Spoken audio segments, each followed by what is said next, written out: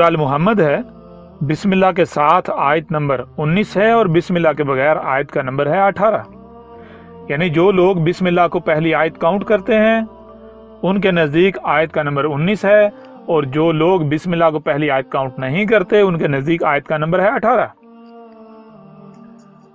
सबसे पहले तो ये ज़हन में रखना है कि कुरान में असातीरुल अव्वलीन नहीं है, बल्कि आपका जिक्र है। लक़द अंज़लना इलैकुम किताबन फीही ज़िक्रुकुम, जो आपकी तरफ एक किताब उतारी गई जिसको आप मानते हैं ये कुरान है, रब का उतारा हुआ, इसमें क्या, इसमें आपका जिक्र है। तो जरा गौर करें यहाँ क्या बात हो रही। यहाँ जिक्र हो रहा है एक रसूल का, वो रसूल जिसको आप में उस वक्त बेस किया जाना था, यानी कुरान के नज़ूल के बाद बेस किया जाना था, तब जब रसूल को भेजकर लोगों के ऊपर हुज्जत करनी थी, उन्हें हर लिहाज से मुतनबा करना था और उन्हें कुफ्र कज़ब करना था। उसके बाद रसूल की मौजूदगी में उसका कुफ्र कज़ब करने वाले को सफ़ा हसी से मिटा दिया जाना, उस रसूल का जिक्र है। क्या लिखा हुआ है जरा गौर कीजिएगा। रसूल कह रहा है, फ़हल यंज़ुरूना इल्ला साता अन तातियहुम बग़ततन फ़क़द जाअ अशरातुहा फ़अन्ना लहुम इज़ा जाअतहुम ज़िक्रुहुम। ये आयत ये बता रही है कि रब का भेजा हुआ आया है कुरान के बाद जब अज़ाब अजीम लोगों के सर पर खड़ा है, जिसमें लोगों को सफ़ाहती से मिटा दिया जाना है। वो अज़ाब जिसने, यानी अस्सात की बात हो रही है, और अस्सात से पहले अशरात आनी है। तो जब अस्सात की अशरात आ जाएंगी, अस्सात की अशरात आ जाने के बाद जब अस्सात लोगों के सर पर खड़ी होगी, तो उस वक़्त रसूल आएगा, और रसूल आकर क्या करेगा, रसूल आकर हक हर लिहाज से खोल खोल कर वाज़े कर देगा। वो अस्सात की तमाम जो अशरात हैं वो वाज़े कर देगा। जैसे कि मिसाल के तौर पर अस्सात की अशरात क्या हैं, दज्जाल यानी फितना दज्जाल, दाबातुल अर्द, दुखानिन, तुलू शम्स मिन मगरिबिहा, ज़मीन से अन्नार का निकाला जाना। ऐसे ही जितनी भी अस्सात की अशरात हैं, जब वो सारी की सारी आ जाएंगी, फिर वो रसूल आएगा और वो आकर हर लिहाज से, हर पहलू से अस्सात की अशरात को खोल खोल कर वाज़ेह कर देगा। और लोग क्या करेंगे, लोग फिर भी नहीं मानेंगे, लोग फिर भी इंतजार में ही रहेंगे। लोग कहेंगे अभी कुछ भी नहीं आया, अभी सब का सब आना है। तो रसूल क्या कह रहा है, रसूल कहेगा फ़हल यंज़ुरूना, बस क्या है जिसका तुम इंतजार कर रहे हो, यानी तुम जिसका भी इंतजार कर रहे हो वो सब का सब तो मैंने हर लिहाज से, हर पहलू से खोल खोल कर वाज़ेह कर दिया। वो सब का सब हर पहलू से खोल खोल कर वाज़ेह कर दिया। वो सब का सब तो आ चुका, क्या है जो अभी नहीं आया, इल्ला सात, अस्सात है जो अभी तक नहीं आई। अस्सात क्या, वो अयाम जिन में तुम्हें सफ़ा हसी से मिटाया जाना है। जैसे कि नूह जब आया तो नूह के आने के बाद, नूह की मौजूदगी में उस कौम के ऊपर वो घड़ी आई थी जिसमें उन्हें सफ़ा हसी से मिटा दिया था। इसी तरह आगे बढ़ें तो जब हूद आया था, हूद के आने के बाद हूद की मौजूदगी में वो घड़ी आई थी, वो लम्हा आया था जिसमें उनको सफ़ा हसी से मिटा दिया गया था, निशान इबरत बना दिया गया था। ऐसे ही जब हर रसूल आया और रसूल का कुफ्र कज़ब करने के बाद रसूल की मौजूदगी में कुफ्र कज़ब करने वालों के ऊपर जो घड़ी आई जिसमें उन्हें सफ़ा हसी से मिटा दिया गया, कहा कि वो घड़ी रह गई है, वो वक्त रह गया है, उसके अलावा कुछ नहीं रहा, सब का सब आ चुका। अन तातियहुम बग़ततन, वो घड़ी तुम्हारे ऊपर अचानक ही आ टपकने वाली है, अचानक तुम्हें आ पकड़ने वाली है, तुम्हें पता ही चला उसने तुम्हें अचानक आ पकड़ना है। जब जाहिर सी बात है अचानक पकड़ेगी तो तुमको बंदोबस्त कर सकोगे, सवाल ही पता नहीं होता। लिहाजा फायदे में वो रहेंगे जो अचानक उस आने वाली तबाही से पहले जब उनके ऊपर वाज़ेह कर दिया जाए तो अपना बंदोबस्त कर लेंगे, अपना बचाव का सामान कर लेंगे। तो आगे रसूल क्या कह रहा है, रसूल कह रहा है फ़क़द जाअ अशरातुहा, वापस कद तुम्हें सुनने के लिए कान दिए गए, देखने के लिए आंखें, जो सुनाई और दिखाई रहे उससे समझने की सलाहियत दी गई। तो अपनी तहकीक करो, जब तुम तहकीक करो तुम्हारे सामने वही आएगा जो कदर में कर दिएगा, जो तयशुदा है। वो क्या है, जाअ अशरातुहा, अस्सात की तमाम अशरात आ चुकी, जिन जिन का भी तुम इंतजार कर रहे हो वो सब का सब आ चुका। फितना दज्जाल भी आ चुका, दाबातुल अर्द भी आ चुका, दुखानिन भी आ चुकी, तुलू शम्स मिन मगरिबिहा भी हो चुका, जितनी भी अस्सात की अशरात हैं वो सब की सब आ चुकी। आगे कुरान एक और राज खोल रहा है, वो ये फ़अन्ना लहुम इज़ा जाअतहुम ज़िक्रा, یعنی اس کے باوجود بھی یہ لوگ ہدایت نہیں پا رہے کہ ان میں انہی سے ہم نے اپنا بھیجا ہوا لے آئے، اپنا رسول کھڑا کر دیا، اور اس رسول کے ذریعے ان کی زبان میں ان کے اوپر ہر بات کھول کر واضح کر دی، ان کو سب یاد دلا دیا، اس کے باوجود بھی ان کو فرق نہیں پڑ رہا، یہ اپنے لیے ہلاکت کا ہی سودا کر رہے ہیں۔ اب یہاں سوال یہ پیدا ہوتا ہے کہ یہ آیت، اس آیت میں کس کا ذکر ہے؟ اس آیت میں کس رسول کا ذکر ہے؟ کیا محمد کا ذکر ہے؟ محمد نے تو کہا تھا کہ اس وقت تک الساعۃ نہیں آئے گی جب تک کہ الساعۃ کی اشراط نہیں آ جاتی۔ کون سی اشراط؟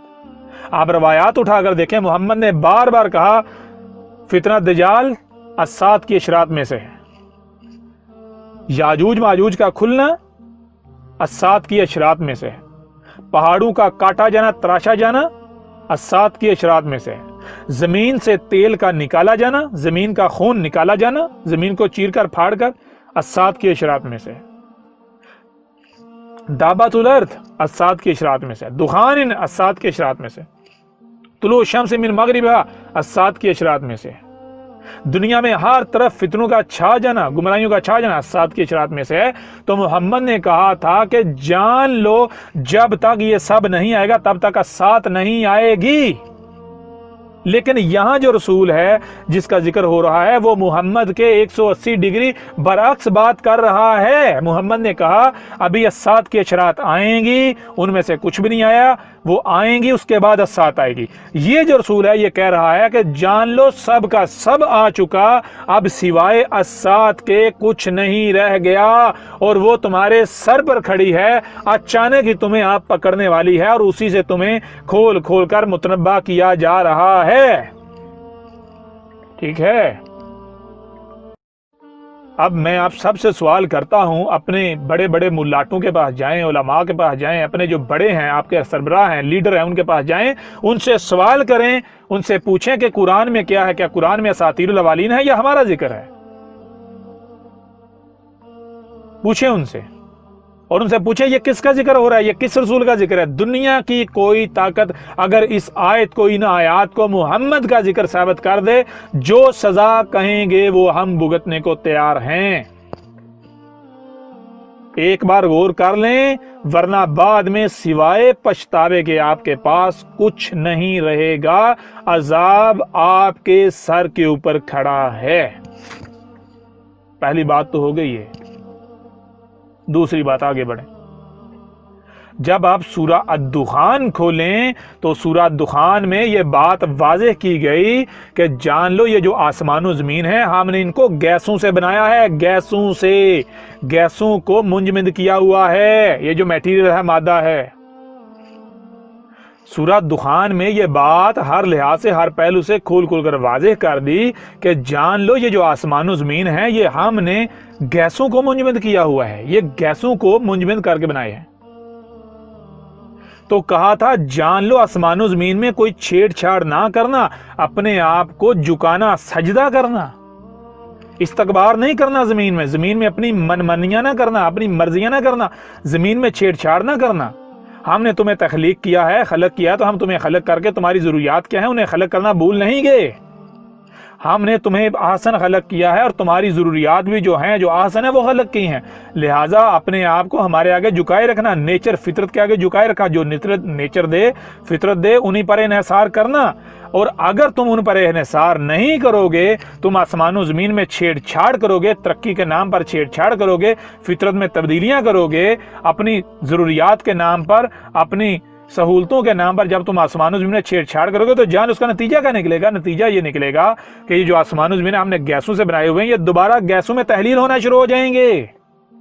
جب تم مادے کو، میٹیریل کو، زمین کی اشیاء کو کیمیائی عوامل سے گزارو گے، کیمیائی پروسیس سے گزارو گے تو گیسیں خارج ہوں گی، تمہارے کرتوتوں کی وجہ سے گیسیں خارج ہوں گی، پھر آہستہ آہستہ ایک وقت آئے گا وہ گیسیں پوری دنیا کی فضا میں بھر جائیں گی، ان سے موسموں کا نظام درہم برہم ہو جائے گا، طرح طرح کی بیماریاں جنم لیں گی، وبائیں آئیں گی، اموات کی ریشو بڑھ جائے گی، تمہیں طرح طرح کی ہلاکتوں کا سامنا کرنا پڑے گا۔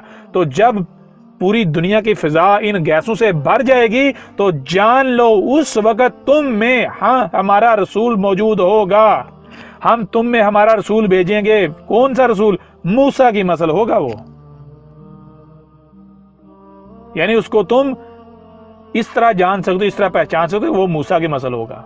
مطلب یہ کہ جیسے موسیٰ آیا تھا، اس نے ہاتھ کھول کر واضح کیا، اس نے متنبہ کیا، لیکن نہیں مانا گیا، اس کا کفر و کذب کیا گیا. تو کفر و کذب کرنے والے کے ساتھ کیا ہوا تھا؟ کفر و کذب کرنے والے کے ساتھ یہ ہوا تھا کہ ان کو بڑا عذاب دینے سے پہلے، صفحات سے مٹانے سے پہلے چھوٹے عذاب دیے گئے. کون سے عذاب؟ مینڈکوں کا عذاب، جوؤں کا عذاب یعنی کیڑوں کا، ٹڈیوں کا عذاب.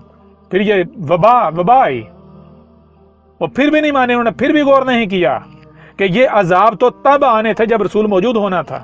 وہ پھر بھی نہیں انہوں نے غور کیا، وہ پھر بھی اپنے کفر و کذب پر ڈٹے رہے، اپنے ملاٹوں کے پیچھے چلتے رہے. تو نتیجہ کیا نکلا؟ نتیجہ یہ نکلا کہ پھر ہم نے آل فرعون کو غرق کر دیا، صفحہ ہستی سے مٹا دیا. ٹھیک ہے، لہذا آج غور کرو، کیا تم میں تمہیں سے احمد عیسیٰ نہیں آ گیا؟ احمد عیسیٰ کے آنے سے پہلے پوری دنیا کی زمین ان گیسوں سے نہیں بھر چکی جو تم نے آسمان و زمین پنگے لیے، چھیڑ چھاڑ کی؟ ان کے سبب آسمان و زمین کے جو گیسوں کی تہیں، ان میں تمہارے اپنے ہاتھوں سے کیے مفسد اعمال کے سبب خارج ہونے والی گیسیں بھر نہیں چکی تھیں؟ احمد عیسیٰ نے آ کر تمہارے اوپر حق کھول کر واضح نہیں کر دیا، متنبہ نہیں تمہیں کر دیا، اور پھر تم کفر و کذب ہی نہیں کر رہے. اور پھر بالآخر آج کیا آ رہا ہے؟ وبا آئی، کرونا کی آئی یا نہیں آئی؟ پوری دنیا کا اس نے نقشہ بدل کر رکھ دیا. آئی یا نہیں آئی؟ ٹڈیاں آ رہی یا نہیں آ رہی؟ طرح طرح کے وہی عذاب، اسی طرح کے عذاب جو آل فرعون پر موسیٰ کی موجودگی میں آئے، وہ آ رہے یا نہیں آ رہے؟ سورہ دخان میں تمہارے اوپر واضح کر دیا گیا کہ جان لو، تم میں ٹڈیاں اس وقت آئیں گی جب تم میں ہمارا رسول موجود ہوگا. یہی بات تم کو بائبل میں بھی ملے گی، جو کہ بگاڑ دی گئی ہوئی ہے. آج بھی اس کے اثرات موجود ہیں. عیسیٰ نے کہا تھا، جان لو آخری وقت میں کب آؤں گا؟ تب جب ٹڈیاں آئیں گی، جب وبائیں آئیں گی، اس وقت میں موجود ہوں گا. مجھے پہچان لینا. احمد عیسیٰ کون ہے؟ کیا آپ احمد عیسیٰ کو جانتے ہیں؟ احمد عیسیٰ وہ ہے جس نے ان باتوں پر سے پردہ اٹھایا ہے جس پر آج ہر کوئی اختلاف کر رہا ہے. حق اور باطل کی پہچان اب انتہائی آسان. آج ہی الکتاب کو ڈاؤن لوڈ کریں. مزید ویڈیوز کے لیے احمد عیسیٰ کے یوٹیوب چینل کو وزٹ کریں اور چینل کو سبسکرائب کرنا مت بھولیے گا.